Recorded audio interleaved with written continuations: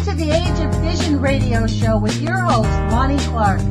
We stand together and accept that we now live in a world transformed by Fukushima. Monday, Wednesday, and Friday from 8 a.m. to 9 a.m.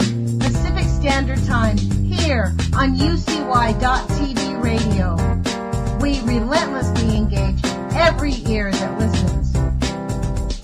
We expose and confront the complete lack of accountability for the nuclear industry. Consider social engineering programs who view our bodies, minds, and souls as assets on a balance sheet. We discuss vital current issues, interview activists, and engage our audience in an effort to allow all voices to be heard. The Age of Fission radio show creates a venue that all will choose. We encourage our listeners to reclaim their power and their courage to take action and save our planet from the ravages of greed and indifference. Our actions matter. Every voice matters. We remind our listeners that happiness is resistance.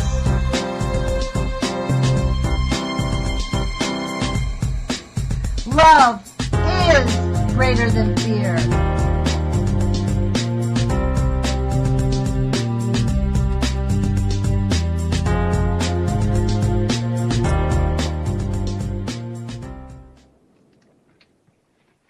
Good morning, UCY.TV radio listeners. This is Lonnie Clark with the Age of Fission, and today is November 4th. Can you actually believe it? It's November 4th, 2015. It's 8 o'clock in the morning Pacific Standard Time. Today we're going to be having an interview. I had hoped to have Mimi Gurman on first thing in the morning. I apologize. I told you I would on Monday. I totally got busy at work, but I wanted to share you what happened. I did not call her after work to remind her to be on this morning. But after work, I went out to a farm. I need to share this with you because I'm just like bursting with this information. The people who've lived in the country might laugh at me, but for the first time in my life, I went out to a farm after work last night. I drove somebody out there, my friend Louisa Hamachek, who's an anti-nuke activist. She works on a farm. And once we got up there and I went to the house, her friend's house where she was visiting, I looked out on the vista and realized that we were far, far away from everybody, at least 10 miles away. Excuse me. Let me introduce you first to Ackerman. Ackerman, are you on the line? This is Forest Dweller over here. Yes, well, please stop making noise because we can hear you shuffling around. Oh, okay. Go ahead. Thank you. So this morning we're going to be interviewing Ackerman about his ideas about conscience and the free radicals and the things that really what we're trying to do is create a tsunami, a wave of information so that we can stop the destruction of our planet, which is being ignored by everyone. And Ackerman has some very well thought out ideas. But I really got to get this out about the country because it's just like, I can't believe it. I grew up in Los Angeles. I moved to St. Augustine, Florida. Well, I moved to New Orleans, back to L.A., St. Augustine, Florida, and back to L.A., Boulder, Colorado, and now Eugene. That's kind of where I've lived. Eugene is really the smallest town I've ever lived in my entire life. Like, this looks like a super small town. And when I went out to the farm last night, I was dumbfounded with this idea that I'm like super far away from everyone. It was the first time in my life where, when you go camping or you go do things, there's always people around. Even if you're, like when I was switchbacking through the trails in Boulder, Colorado, there was always somebody on the trail within a mile or 2 miles.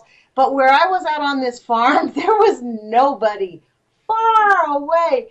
It hit me like a ton of bricks what it really means to be a human being. Like how small we are in the big perspective. And I know people who've been out in the country, you've acclimated to this sense, but it hit me like a wave last night, and I'm going to tell you what, like I'm still not over it. So I was really excited last night driving home thinking about the opportunity to interview Ackerman because as we discuss his ideas, we're going to see that it really does relate to how we're all being trained to not only live in this culture but ignore being killed. And it gives me at least a sense of compassion towards my family members, my friends, my neighbors who all look at me like I'm an oddball because I'm freaked out about the current state of affairs in our environment, right? So hopefully, you guys, getting back to Mimi Gurman, before I had to stop Ackerman and introduce him, Mimi Gurman, and I called her on Monday after the nuclear alerts and asked her if she could be on the radio. It was an impromptu deal because of what's going on in St. Louis at the fires at the Westlake landfill. Radcast is the only organization that has tested the dirt. Somebody sent her some dirt, the People's Lab. They sent some dirt to get around the, I don't know the specifics of it, but they're the only ones. And so I asked Mimi, I said, please don't tell me the information. I want you to share it with my radio listeners. So I connected with her before the show, and she must be out walking her dog or not. I mean, it was an impromptu thing, so she was not there when I tried to call her this morning. I did send her the call-in phone number. Maybe she'll call in the next hour. If she does, we'll add her to the phone conversation because I would love to talk to her about this. Let me just give you an update because I don't know if many of you know this, but she and I were talking about this situation. My anxiety was that if the radioactivity caught on fire, that it would blow up. And she said, from everything she's learned from the scientists she's talking to, that is not something that would happen. That was kind of my anxiety. I have no concept. I'm not a science person, as you all know. That if it caught on fire, we'd have this big, huge explosion in St. Louis would be wiped off the map. That's actually probably not highly probable. However, what would happen is the radioactivity is going to be released into the environment, 100% unequivocally unstoppable. So they don't know how to stop what's going on there. Unless they can prevent it from happening, we're not sure that they know what to do to stop it. So that's kind of the graveness of it all. I'll let her explain that when she gets in, if she calls. So let me proceed with bringing in Ackerman, since he made sort of a noisy introduction of himself.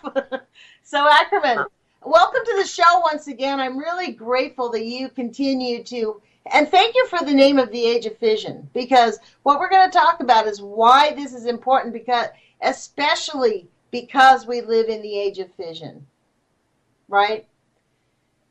Yes, hello. Hi. Hi. Hi. Yes, the Age of Fission. Not only are you welcome, but I would have been disappointed if you hadn't used it. Well, good. Yeah. And you're talking to the forest dweller, and I call myself the forest dweller because I live in a town called Forest. So I'm not exactly in the forest, but, well, actually, emotionally, I feel like I am. But your introduction to your program actually talks mostly about what it is that I really get wired on. The idea of what you say, love is greater than fear. And I think this is a topic that probably isn't really appreciated from the point of view that we're so mechanically oriented. It's like meat and potatoes, but the spirit, the soul, the heart, the emotions are really our main motivators in life. That's true. What that is the thing that makes us, that's what we think makes us human. I mean, we now know that a lot of the higher mammals have a lot of love emotions. They also exhibit these things. Other creatures exhibit these emotions. So if a person would accept that as being true, then my point is, without disparaging anyone in their own efforts and what I call their mission, that it needs to be part of this conversation and understanding and action that incorporates this part of us. No matter if we look at Fukushima and the destruction that is currently going on every day, every second of the day, this is a physical fact. This is something that is happening physically, and people are focused in physically on this fact. And it's something that overwhelms me, quite frankly. I feel quite overwhelmed with this notion that this epic destruction is going on. So how do I counter that in myself, this feeling overwhelmed? And that's where my discussion comes in. That's what I'm trying to do to have an effect, to change myself in my own life and to be able to deal with this. And frankly, I think that we don't need scientists to change this situation. We need people developing a conscience. That's what's missing. And no matter how many facts are on our plate. Well, what do you mean a conscience? What do you mean by that? Let's just define it. When you say people need to develop, I think people have a conscience. I really believe that people have a conscience.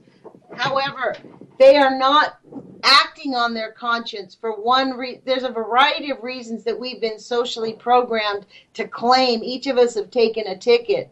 This is why I can't do it. That's why I can't do it.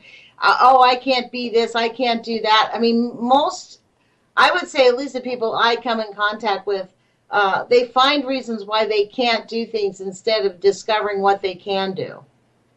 Right? Okay. So. Well, that at certain times people have criticized me using that word, but I'll just give a superficial rendering of the meaning. And if you look at the dictionary and you use the word conscience, it actually is made up of two words in the language. One is con, one is science. And the explanation of, first of all, is that conscience is an inner feeling or voice viewed as acting as a guide to the rightness or wrongness of one's behavior. So that is the dictionary definition, to do the right thing. It's something that we have inside, a feeling or a voice that says, do the right thing. You know what's right, you know what's wrong. Now, what's interesting is, of course, in Spanish, Spanish, the word con means with. So if you have science, and if you look at the definition of science in the dictionary, it's the intellectual and practical activity encompassing the systematic study of the structure and behavior of the physical and natural world through observation and experiment. So a kind of objectivity about what it is that we're involved in. So if you have science and con-science, you have with. This is a curious sort of definition. If you think of con as with, or you could look at con as against or counter to, if you know what I mean. You see? Yeah. So I'm just sort of getting a little technical here on words because words matter. It's sort of like Maxwell Jordan, the guy who... I agree with you. And, this is a big issue. I learned this in my quest to... understand life, is that thoughts are things. Thoughts really matter. What we think. Brian Tracy said this: you're not what you think you are, but what you think you are. So, if you know what I mean? It's really very important to grasp that concept because it really does matter. That's about the four agreements. See, the four agreements. The number one agreement is. Be true to your word. And if you read the book, what it says is that you need to learn to counter. We have been trained in this civilization that we live in, that constant internal chatter. 90% of it is negative self-talk. The other 10% is bullshit about other people. The ratios may be different with different people, but most of the time we have this self-talk that's negative all the time, that internal chatter. So that's really that's part of being true to your word, is turning off that internal negative self-talk. Right. And my feeling about this circumstance we're in, we're going to come back to this, obviously, Lonnie, in terms of what it is we're facing, this destruction, and how does it relate to our very individual personal circumstance. It's like, this is on our watch, by the way. I want everybody to know, no matter whether you know or don't know, or ignore or avoid or whatever it is, it's on our watch right now. Now, right. I came late, like you talked about coming late to this. I've come late to this as well, because this has been going on for over 70 years. We bought the peaceful atom. I actually really believed 100% that the government agencies were looking out for us, 100%.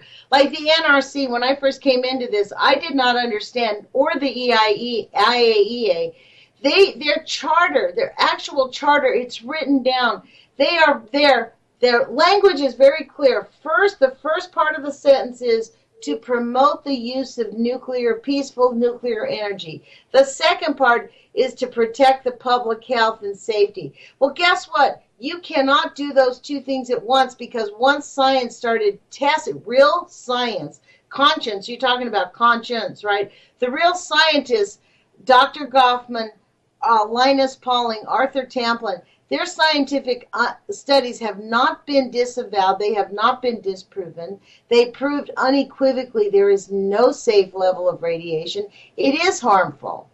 And so it's the conscience that does matter, because interestingly enough, you bring up this con against, con with in Spanish, because the conscience in the United States was against the science.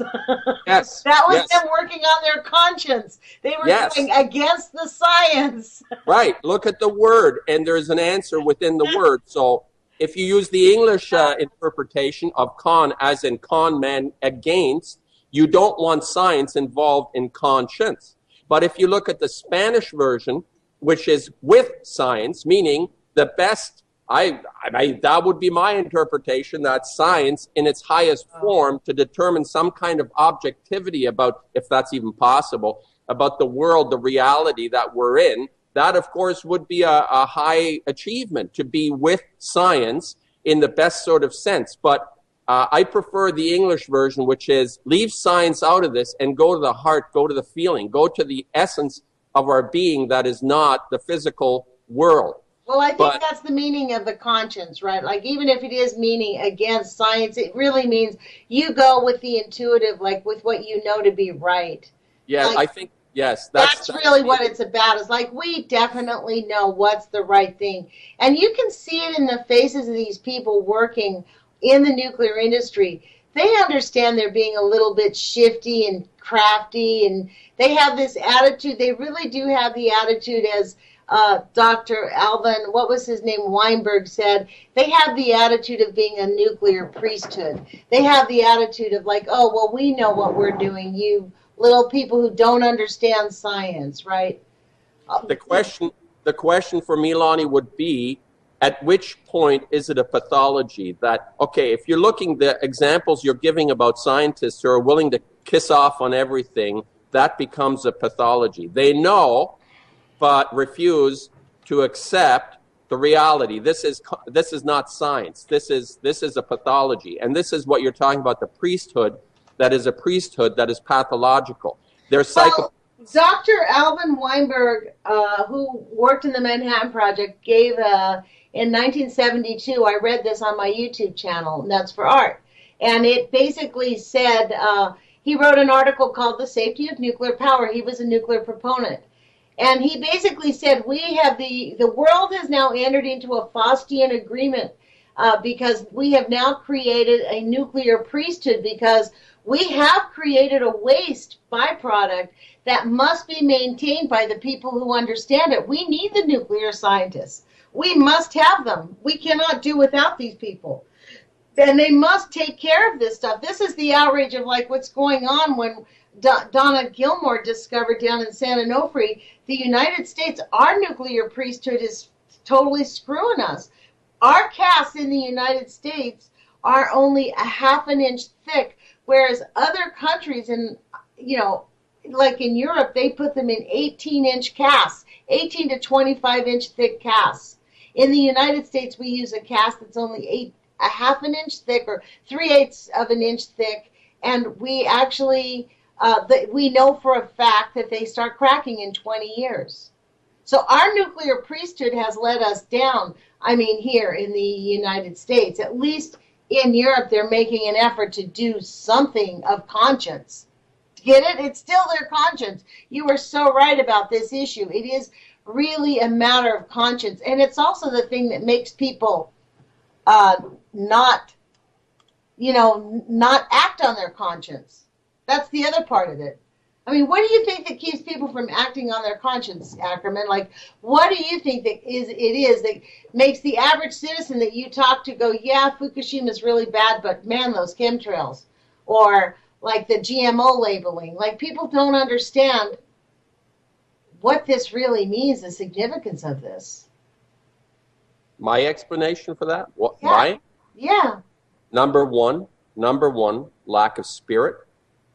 And number two, not knowing what it is you're meant to do in one's life. Everybody has a mission, I say, and not knowing what that might be, and sort of floundering about, kind of dabbing a little here, dabbing a little there, and not making an effort, spend the time.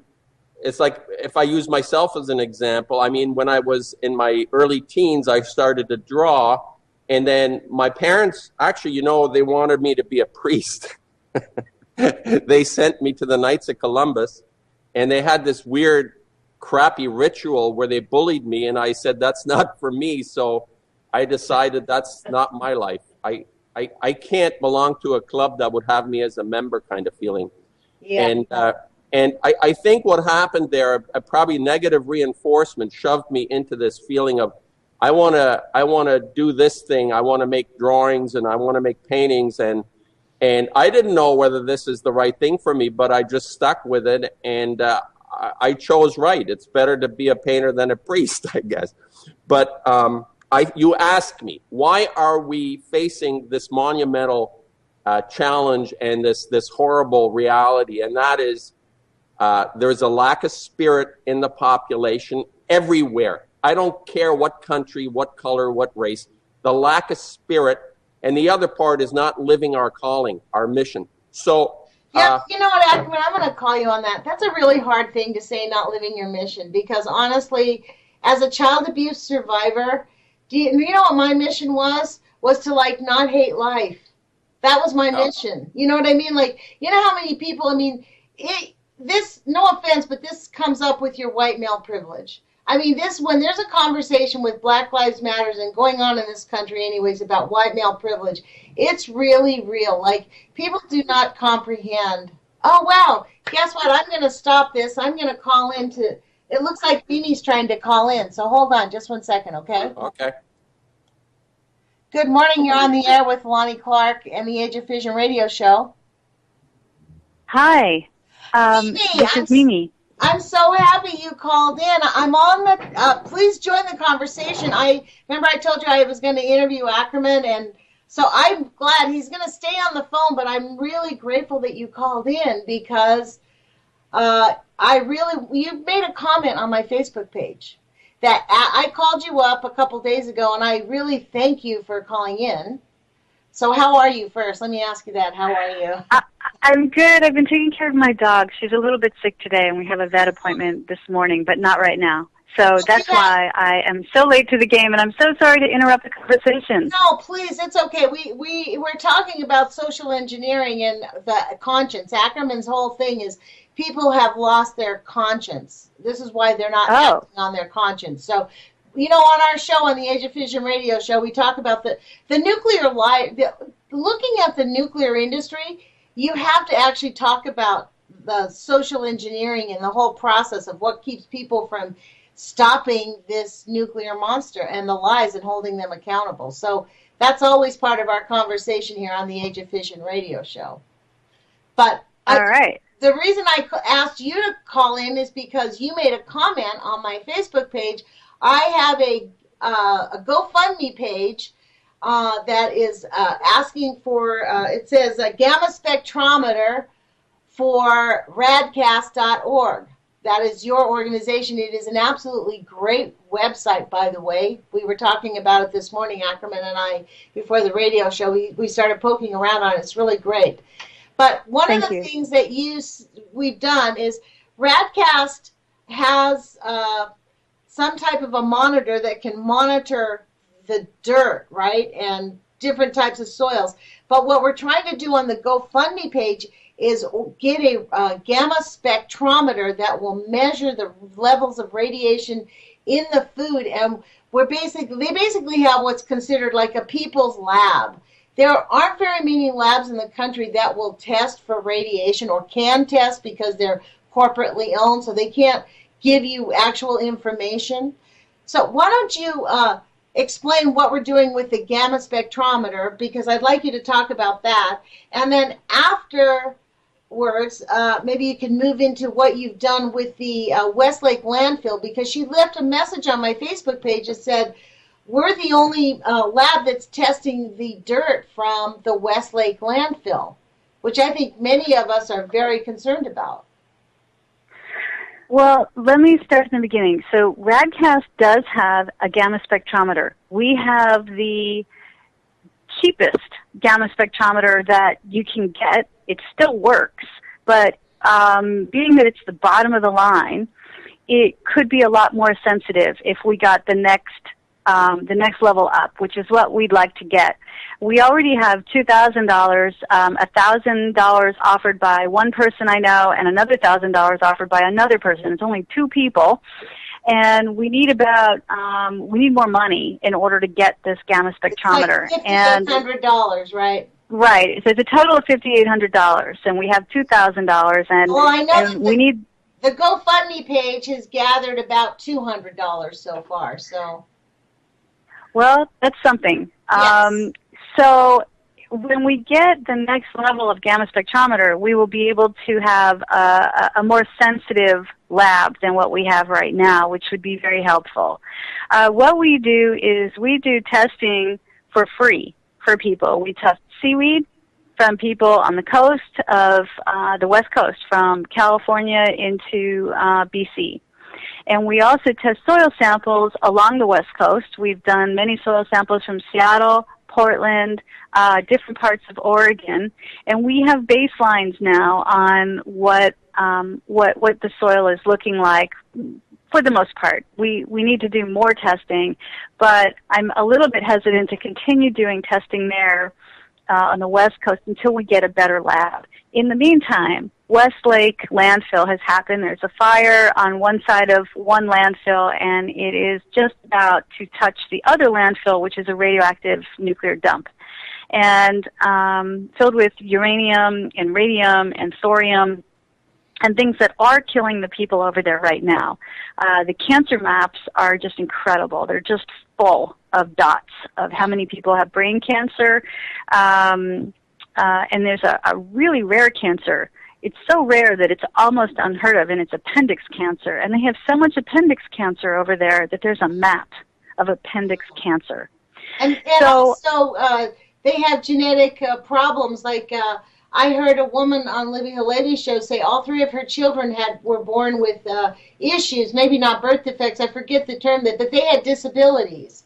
And that is one of the things we know that radiation does cause, is some type of disability among the children that are born.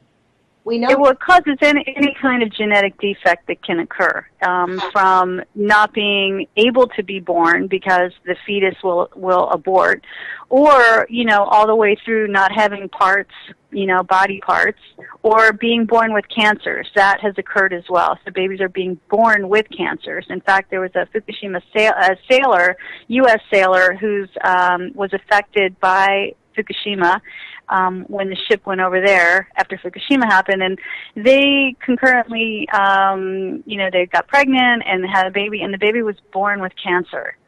So we know this happens. Timothy Mousseau has done studies on the genetic effects of radiation on DNA, and this is all factual. So I told the people over in the area of Westlake that I would be more than happy to take soil samples to our lab, to get soil samples sent to our lab, so that we can find out what is currently going on. Now, there is another lab that has done soil tests, about 300 of them, but the results of those are not out yet. I hear they're going to be published, but they're not published. So in the meantime, we are the only lab that is testing right now, and will be posting as we get our results publicly immediately, so that people can see what's going on.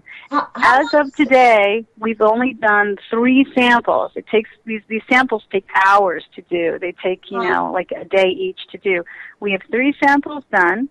What we're striving to get right now is background information on the soil. We can't know how things are until we can see a full picture. So I'm already working with the people over there. They are sending samples. Would you explain that to me? You need to get What does that mean? You get the full picture. What does that mean? You need to find another place where it may not be contaminated? No. What it means is, in order to tell somebody what is radiated, we have to see what normal soil looks like. And normal soil is what is. What does the soil in 10 backyards or 25 or 50 backyards look like in one particular area? Are they all the same? And does one stand out? And what are the levels of radiation in those soil samples? There's a lot to look at to be able to put a picture together.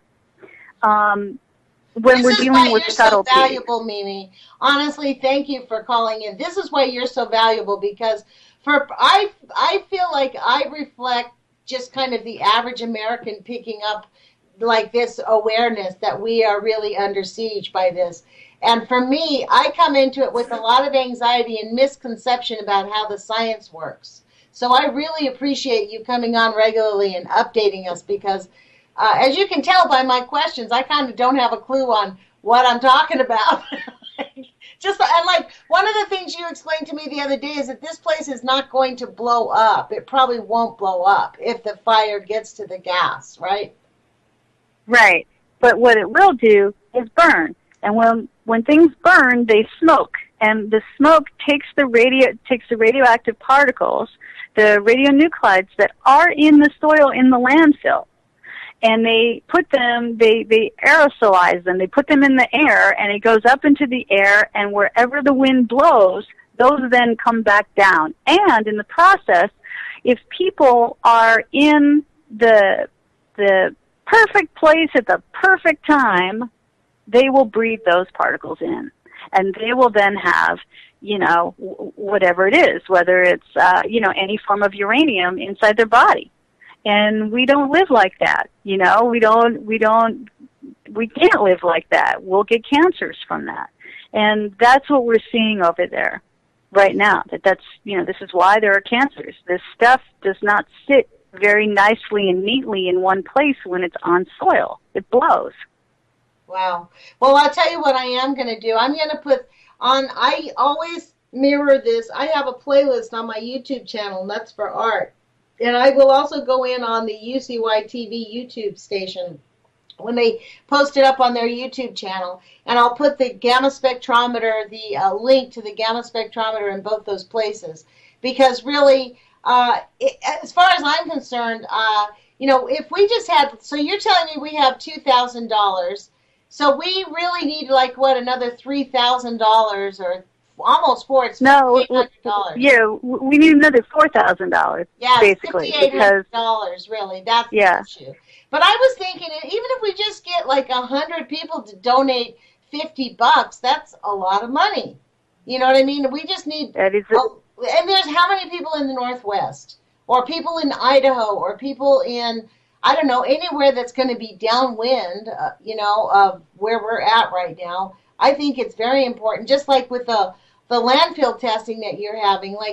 I can guarantee you those people in St. Louis that are sending you the dirt or picking up the dirt from will be so grateful that they know what the levels of radiation is and what that means to them. Well, one of the things that I want to explain to people is that Radcast, we don't make money. There's nothing about money for us. We get no money. So occasionally we'll get money from a meter sale, a Geiger counter sale or something like that, but we have no money. And we do this as volunteers because our government won't do it for us. And they do get paid to do it. So what are they doing with the money? But that's a whole other issue. So we have no money. I can look at my bank statement for Radcast. There's nothing in there. There might be $100 in there. And that's just to keep the website going, And people want this information. You listening, you want the information, because if something happens in your area, you are going to want to get in touch with me, and you're going to want me to test your soil. And I'm going to say, of course I'm going to test your soil, because I believe that if you have the means to do something, you should do it.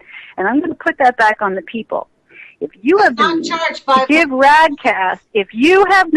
to give Radcast, any money to help us do this for you or for anyone else, you need to step up and do that. This is the time to do that. We are being bombarded with radiation. From Fukushima, we are getting seaweed samples from BC now that are covered in cesium-137, and we're seeing 134 in there, which is it's the name tag of Fukushima, cesium-134. And we know that because we're getting these samples to our lab. And if you want to know these things and you want to know what's in your food, then add the amount of dollars to how you feel that information is to you and give us that so that we can get better equipment to give you what it is you want to know. And stop not giving us money. You can turn your whole thought process around and say, how valuable is the information that I want? Yes, You know, put your own money. If it's $5, give us $5. You know, I'm not saying you have to give us $100. Give us $5. If we get 300 people who give us $5, we've gotten somewhere. That's true. But you have to stop allowing, you know, this free information just to keep coming because it's easy for you. We're still going to do it. We're going to do it regardless. Well, this is the thing. I do know that there are people listening to this radio station, I know for sure, do regularly give here and there to different things. And I think that's part of the issue why people, it's a slow go with the GoFundMe page, because people, the people that are listening, like we're a small group, people that are aware of the issues with the nuclear industry and why we're being under siege right now. There's a lot of really good organizations out there, and but I really agree with you. People need to stretch themselves. I know I made a contribution to the GoFundMe page.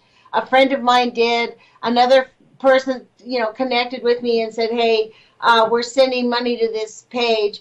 And it is gaining movement, and I think really as we move on, like this is a very important thing in the Northwest for us to have something that can test our food. Like that's the big issue, is really what's in our food, because we are not being told. It's so important for us to understand what type of radiation is in our food, because we understand how radiation affects different organs. So if we know we're having a one type of an isotope that attacks your thyroid or attacks your heart, there's things that you can do to help mitigate it, I think. And I don't know. I'm actually for more information than less. I think it is, for me, it's an urgent call. And it's also part of why I think, this whole thing about closing down the Columbia Generating Station and figuring out a way to really get that one to move them forward. So, Mimi, while I have you on the phone, can I ask you something that's completely off topic, but I hadn't talked to you about it, but I had heard that the earthquake assessment, Chuck Johnson sent me an email and said the earthquake assessment from the Columbia Generating Station is not required to be ready and prepared till 2019. Do you know about that? Yeah, they actually had a due date. It was due, according to the NRC, it was actually due in 2015. And so 2015 came, and Energy Northwest, who is the main owner, the largest owner of CGS, called the NRC and said, well, we don't have it for you. We want an extension. So the NRC said, great. How about 2019? What? So that's how it works. That's just how it works. Okay, the NRC always gives the request from a nuclear power plant the yes answer. Whatever answer that they want is the answer they're going to get from the NRC. Lola wants, Lola gets. Right. That's right. the attitude. Like it doesn't matter. So let me ask you this about with them. Now, do you think as us listening to this, if enough of us were to make comments and contact our senators, our congressmen, could we put pressure on the NRC to change that? Because frankly, in the Northwest, we don't have till 2019 to figure it out. We are living under right now, if you hadn't been looking off the west coast of the United States, there are earthquakes and tremors going up and down the coast of the West, all around. It's anxiety making for me, understanding the threat that could happen anymore here. Like, I personally don't comprehend their lack of urgency about this issue. Well, if people are going to put pressure on anybody, it should be on Washington. If you put pressure on Oregon politicians, they're just going to tell you they can't do anything about it, which in a way is true and in a way isn't true. They can also add pressure to Washington, but they won't because it's politically not cool to do that. So you have to call Washington directly. You got to call the governor and tell the governor that CGS needs to be shut down. And it's also good to call the mayor of Seattle and tell him he actually believes that nuclear energy is green and efficient and inexpensive. And yeah, he does. And that's why he's pushing his green agenda. And the new green agenda includes nuclear. So you can call the mayor of Seattle and tell him too, and he can have, a big bombardment on his phone line would be awesome. Yeah, well, maybe on Friday what I'll do is I'll get the mayor of Seattle's phone number and start putting it out on the airwaves every Friday when I have the call-in Friday. I'll just give out that phone number. I mean, we really do need to bring the conversation back around to it's not safe. Low-level dose of radiation is acceptable, but it is not safe. I mean, really safe, the acceptable level, this is where people really miss the conversation. And there is no acceptable level of ionizing radiation. John Goffman, it's long, even the NRC says, we know that for every 2 rads of radiation in the air, we will get 32,000 cancers and leukemias, 250,000 genetic mutations every year for every 2 rads. Now, right now, I think we're at, 17 rads average in the air? So do the math on that. That's like over 1 million children with genetic problems and hundreds of thousands, over 100,000 of, about 100,000 people that get cancer. Is that clean energy? I think it's not. And we need to remind people that is not, low dose is acceptable. Low dose means we are willing to allow a certain portion of the population to get sick for the benefit of having nuclear energy. That is not a reasonable thing to, combined with the fact that they really have no answers for the storage of the waste, and the whole thing is becoming a big, gigantic mess. And it's all based on everything going perfectly well. All their numbers are based on nothing ever happening with the nuclear plants, the nuclear reactors, everything, and it doesn't even include the transportation, all the other problems that could happen along the way. So when you call, this is what I think maybe what I should do is formulate a letter and send it to the governor, because I think our elected officials need an education on this. I don't know. They do need an education, because all they're hearing from are the Bill Gates people out there, especially in Washington. And Bill Gates is the nuclear industry. He's trying to get nukes put in different countries around the world. He just pulled out of the Westlake Bridgeton fire in Missouri, and he didn't pull out because he doesn't believe in that landfill. He knows that landfill is about to blow up, and he doesn't want to be responsible for it. So he just pulled out the majority of the money that he had put in, which was like just a huge amount of money. And I don't know what stepping up to the plate and cleaning it and investing money. Exactly. He just split. Yes, he just took off. He took his money out and split, and that's what Gates does. And he's okay. You have to understand that Washington is owned by Bill Gates, and he has so much control over the government in Washington, the state government, because of his money. And everybody knows this. This is not secret. This is just clear, obvious information. And so the governor has to be called about CGS and, to revamp his thoughts and his process on it. And he's much more important than this idiot mayor in Seattle.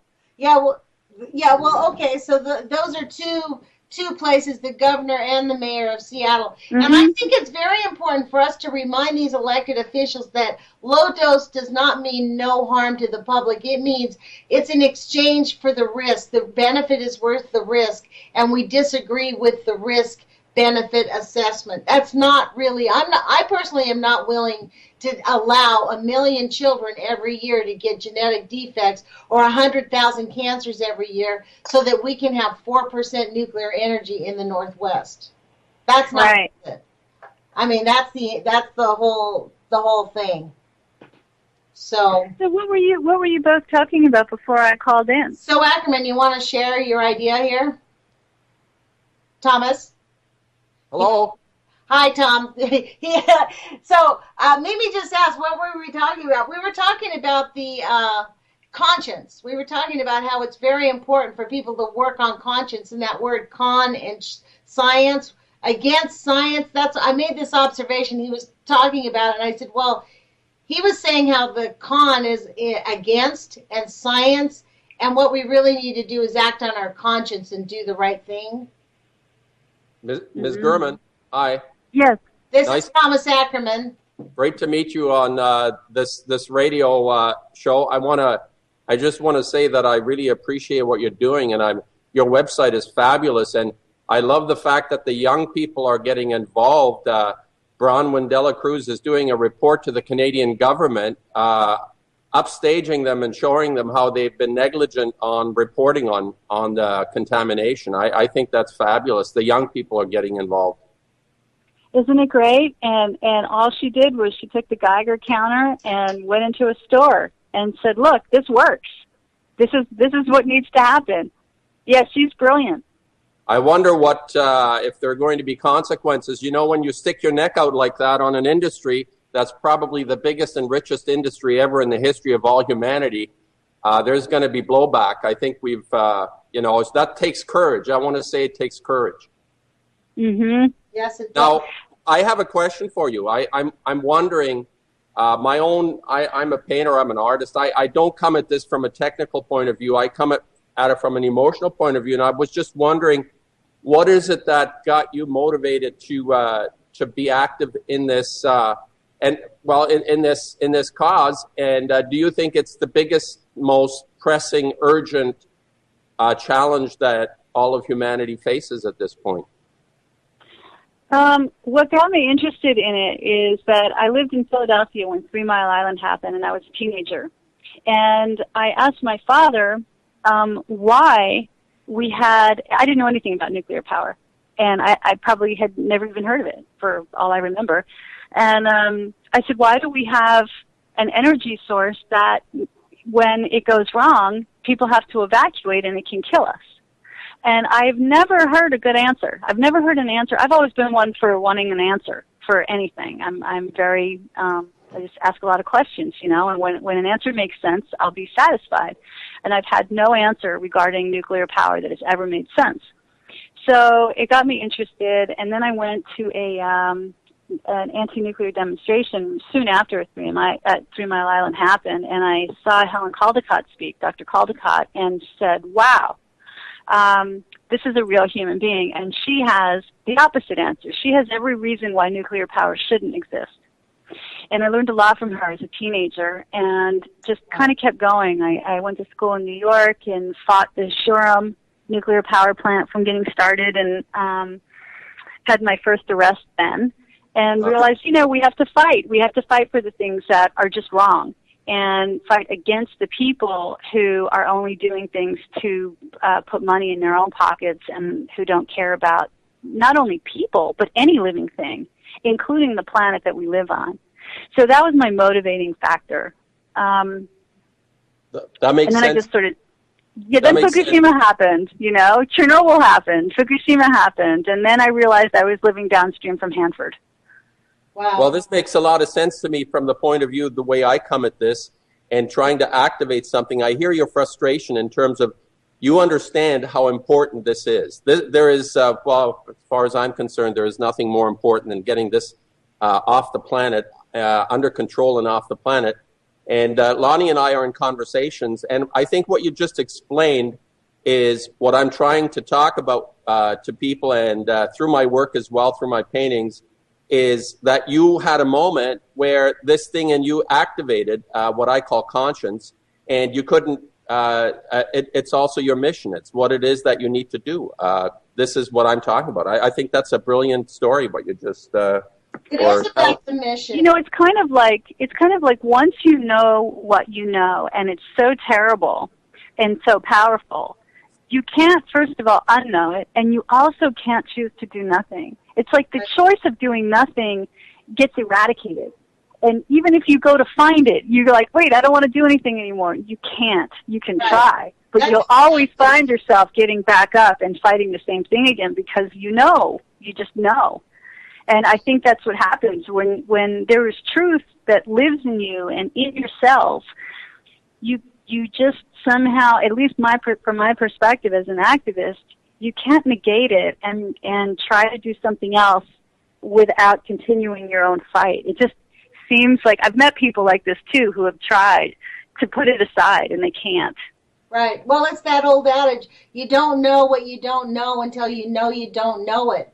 And once you know you don't know it, you can't ignore it. You can't go back to life as normal. It's like me with this. Like when my friends found out that I had agreed to take a radio show at 8 o'clock in the morning, they were like, oh my God, you must be serious. Because honestly, I've been in business for 18 years. My office starts at 10 o'clock. I'm not a morning person. I mean, one of my big things when I started in business was like, who decided the world has to start at 8 o'clock? The bankers. So it was kind of a form of like resistance, right, from me, from the man, to start my office hours at 10. So when I found out about this, it really has been every day I wake up, and honestly, I think, is this going to be the week where we're going to make the monumental change? Like, I believe we're creating a tsunami of effort.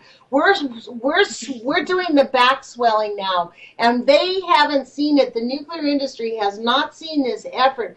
This is why they spend billions of dollars convincing, and Gates has a big hand in this, convincing people that nuclear is okay, that it, like this little joke that I read in this book, first thing we have to do is to convince people that good health isn't everything. That's really where they're at, you know, and so I think we are making a monumental change. Well, to answer the second part of your question, it was that regarding, you know, the biggest issues that we're facing on the earth, I think that abrupt climate change is that, and we have taken our license to disrupt, destroy, and kill over the line. And for me personally, I do believe personally that we're at the end, and the end is coming really, really fast. And for me, the reason that I still fight to have nukes shut down immediately is so that while this last change happens, we don't exacerbate it any more than we already have by having droughts cause meltdowns in nuclear power plants due to lack of water for those cooling fuel rods, or fires that are raging across the West which are encroaching more and more on Diablo Canyon, on Hanford, on the waste dump, on the Columbia Generating Station. Every year we see these fires. They get closer and closer and closer. And I don't want to experience another meltdown. And that is my reason for wanting at this point to shut down all nukes. You know, again, my philosophy is that we are at the end. We've all done this. You know, we did it to ourselves, and that's how it is. And I don't. Go ahead. So what you're saying, it's a rather pessimistic view, which I share actually. But technically speaking, with your understanding of the science, to the extent that you understand it, is it possible to actually remediate or stop this from, the killing and destroying everything? Or are we beyond that point? From what I know from the scientists who I listen to, who are many, but not the majority, they will be the majority soon enough, the rate at which our Earth is heating up is beyond anything that is stoppable. And because it is now, we have so many, loops that have been created. So yeah, we can't stop these. So instead of worrying about, we're already, just this year, we've moved up on the heat, the heat level. And again, you can see I can't speak about this coherently because it's not my field. But what I do know is what I've been told, and I believe that science, that when we look at the heating up of the planet, it's not something we can take back anymore. We had an opportunity.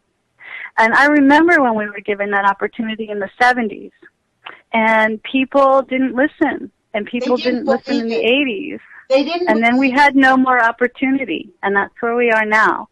Yeah, well, we are in the sixth greatest extinction, and I've seen these charts that show that the mammal life is dropping off at a faster rate on our planet than the last great extinction when the dinosaurs were killed. They died off at a slower rate than the mammals on this planet. Like, we really, I mean, I tend to agree. I think, but I believe that actually, just like I believe that several 100,000 years ago we also had a great extinction then, there's studies that are showing now evidence that there was a civilization a few 100,000 years ago. And I think that that's probably a probability. Like, some few humans may survive. Like, that's the hope. This is my hope, is that I love humanity and I love the animals on this planet. So I'm hoping that some of us will survive and be able to come back and recreate and live on the planet. I mean, it's the spirit of love on our planet that really would be, that's what I really work for, is that not that we're going to save billions of people on the planet, that's an impossibility, but if we could save 2,000 or 3,000 people so that we could repopulate the earth, just create something so that we can survive. And the love, the spirit that we have within us, the love that we have, is a motivating force that helps us appreciate and experience the universe again, because we've lost our way. I hear you, but I tend to disagree with most of what you just said regarding the humans. And my feeling about humans is that we've seen what humans do as a species. And I think that we have not evolved into a place where we can do love to the level that we need to do love. And until that can happen, I do not believe in, I have no faith in humanity. That's why I think, like, in the school of God, like, there's no flunking the school of God. You just start all over again. Like, we're going to have to recreate this. We're going to get a second. Maybe we will do it. Maybe this next incarnation of the life as we know it after what we've apocalypted ourselves into. But, I mean, it's kind of a weird thing that we even have these conversations, don't you think, Mimi and Ackerman? Like, well, you bring God into it, who I also don't believe in, or what I also don't believe in, because I do believe that if there was a God, this wouldn't be. Well, according to what people say God is, I guess that's a highly charged words. I'll just say the universe, because I don't think any of our energy ever goes away. I think we keep evolve, like, we're part of the universe. Like, as a consciousness, we humans get to feel love, and we get to express ourselves in ways that other creatures on this planet can't. And we have a missed opportunity. Oh, I disagree. I disagree with that as well. I feel that animals and plants all communicate with each other in a way that we are too deaf to hear. But when we experience psychoactive drugs or psychoactive medicines, which I've done my fair share of, then we are in tune with what those plants and what those animals and how those plants and how those animals experience communication. And with us too. And yes, we are a part of that, but again, we have not evolved to become a species that is even high enough to hold that. Well, and maybe I'm going to have to let that end. We've got 15 seconds. Thank you for this fabulous conversation. And Mimi, I really want to have you back to explore those thoughts. And Ackerman, thank you for joining us. You guys, put your courage feet on. Thank you for joining us. Right. Thank you.